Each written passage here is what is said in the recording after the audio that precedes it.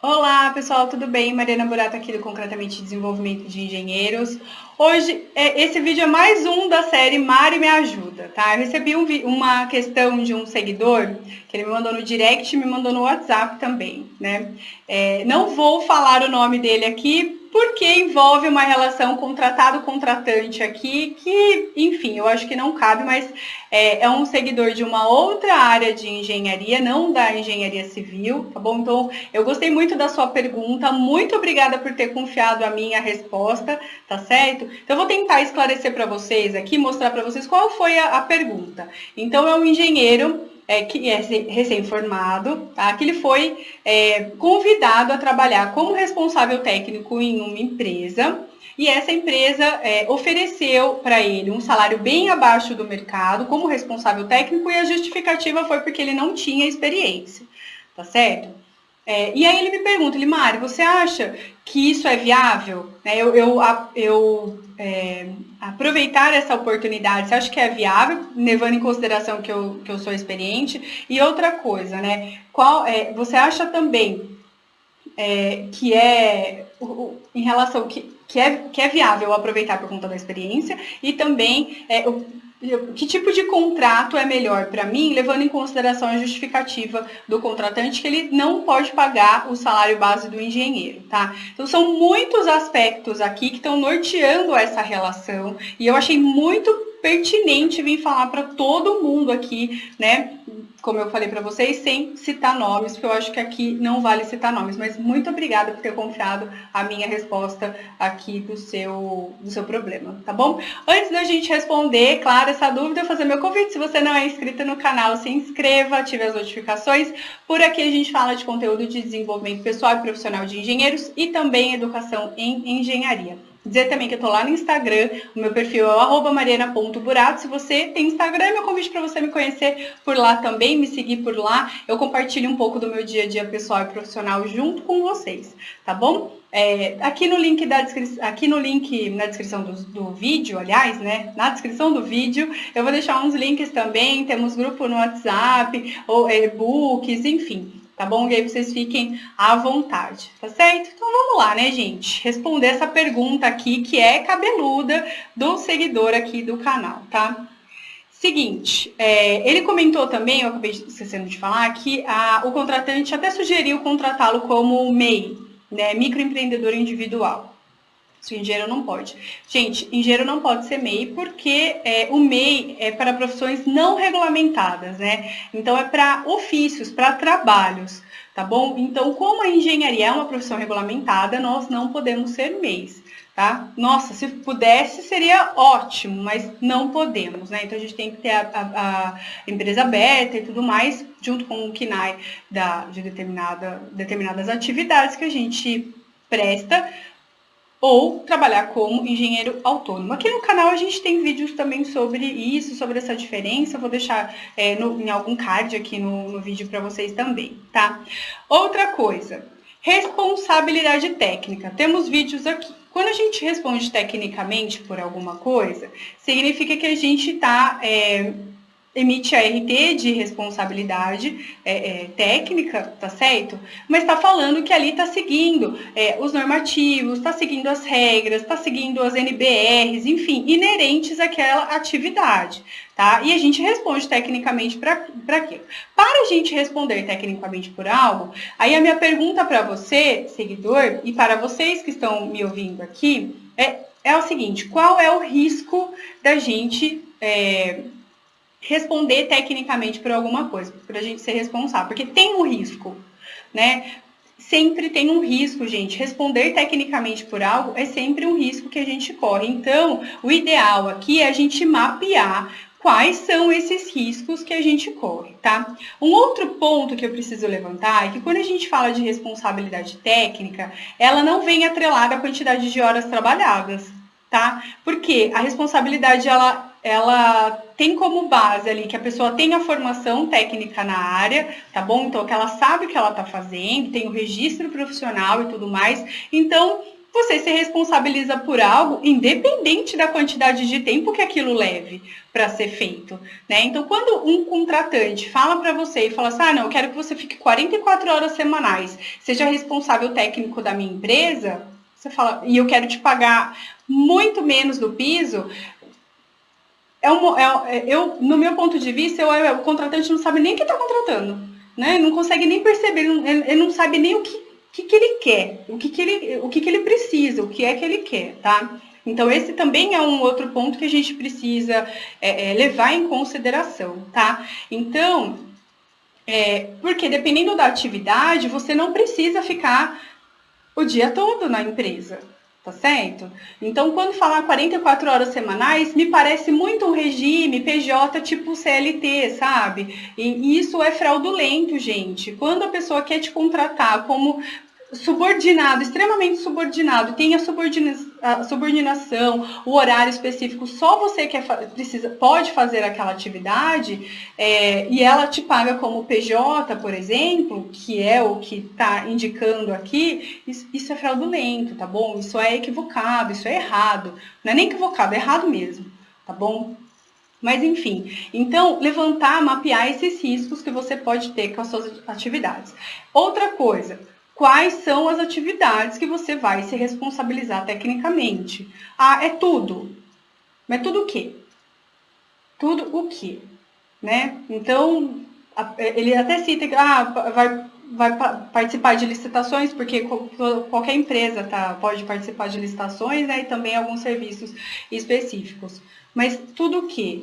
Por quê? Porque se você for responsável por tudo, você vai ser o engenheiro da empresa. Para ser o engenheiro da empresa, você tem que ser remunerado como sendo engenheiro da empresa. Não, é de uma determinada atividade. Por exemplo, na civil, eu sou responsável técnico pelo processo de pintura daquela construtora, né? Daquela empreiteira, por exemplo. Eu sou responsável técnico pelos processos de pintura daquela empreiteira. Tá bom, então processo de pintura. Eu não quero saber de outros processos. De outros processos eu não sou responsável. Então, sempre que tiver um serviço de pintura, eu tenho que estar presente. Né? Não preciso estar presente todo o tempo. Ou, por exemplo, alguém de outra área, sei lá, da indústria, que vai produzir uma peça. A peça sai 2 horas da manhã. Gente, você precisa estar lá 2 horas da manhã, ou durante o processo de fabricação da peça, por exemplo, mas você não precisa ficar lá o tempo todo. Então, muito cuidado, porque quais são, de fato, as atividades de responsabilidade técnica que você vai assumir. Outra coisa que eu preciso lembrar, quando a gente fala responsável técnico, 44 horas semanais, que já é muito estranho, por si só, isso já é estranho, né? Nem deveria existir, nem existe, não deveria existir. Então, significa que você não vai poder, porque você já não vai ser contratado CLT, tá certo? Porque se você for contratado CLT como responsável técnico, você tem que ser contratado como engenheiro, tá bom? E aí é uma outra coisa, o que me parece que não é o caso, tá? Se você tiver esse contrato de 44 horas semanais, você não consegue ser responsável técnico por nenhum outro processo em outra empresa. Por quê? Por conta de uma lei mesmo, lei trabalhista, que não permite que os profissionais trabalhem mais do que 44 horas semanais. Tá bom? Então, mesmo sendo PJ, a gente corre o risco, por exemplo, de sofrer até alguma ação do CREA, porque se em uma empresa você trabalha, vou dar um exemplo, se em uma empresa você trabalha 44 horas semanais e na outra 44 horas, ninguém trabalha 88 horas semanais. Não existe isso, é humanamente impossível, tá bom? Então, muito cuidado com isso.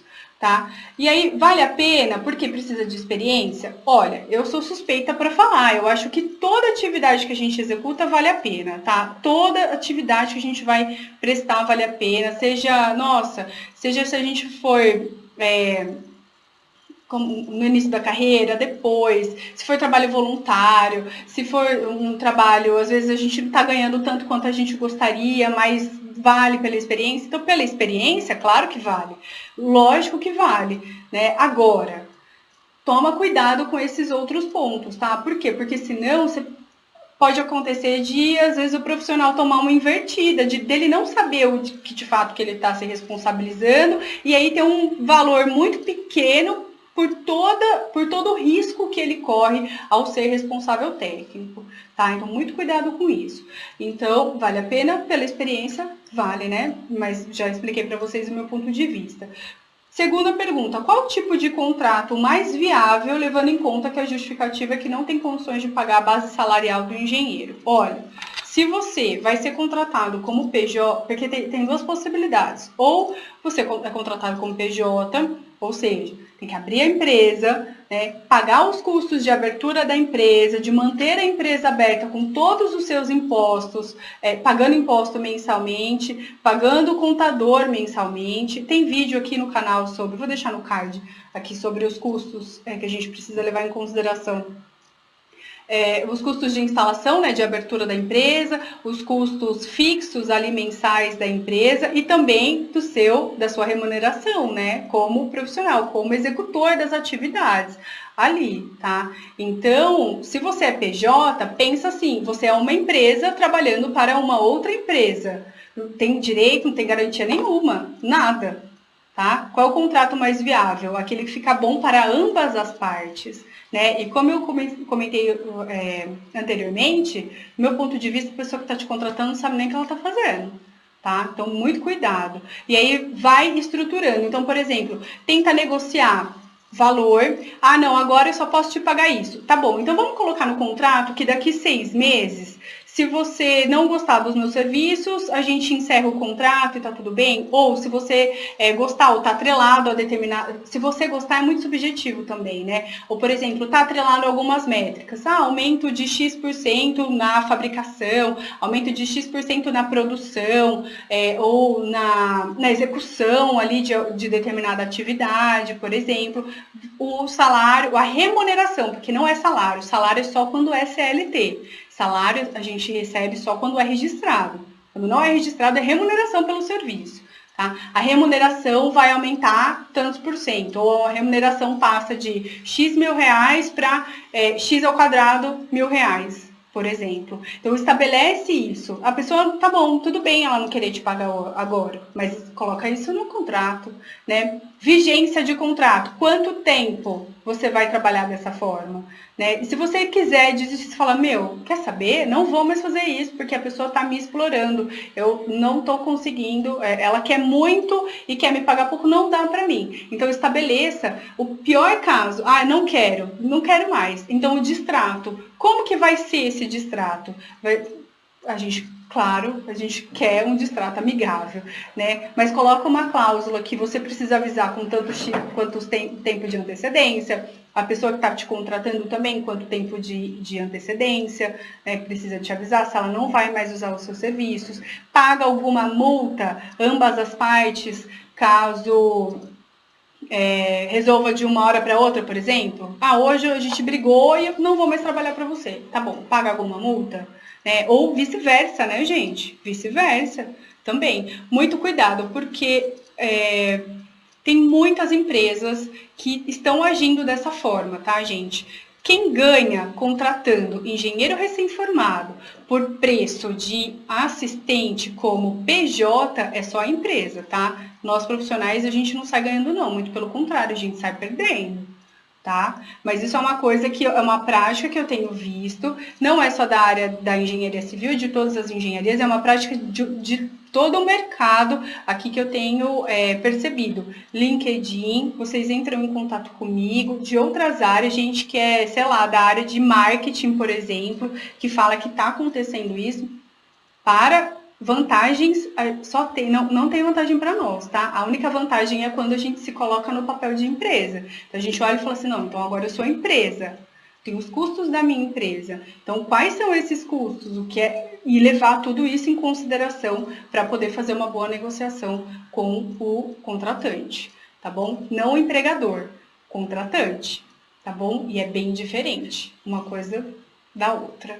Tá certo? Pessoal, eu gostaria muito... Olha, o vídeo ficou muito longo porque, de fato, não dá para abordar esse tema de uma forma só passar, sabe? Não dá para só passar aqui, né? A gente tem que falar e tentar ir a fundo mesmo do que está acontecendo. tá bom? Então, eu agradeço demais aqui ao seguidor que entrou em contato comigo. Então, obrigada mais uma vez. Espero ter respondido a sua pergunta.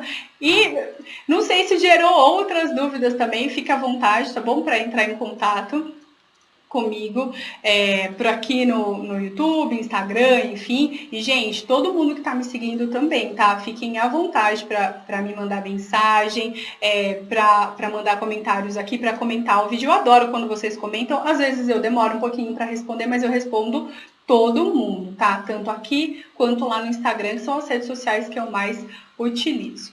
Tá bom? Então, sucesso para todo mundo. Gente, vou ficando por aqui. Agradeço a atenção de vocês. Se vocês gostaram, comenta, curte, compartilha. Tá bom? Vou ficando por aqui. Agradeço mais uma vez a atenção. A gente se vê em breve.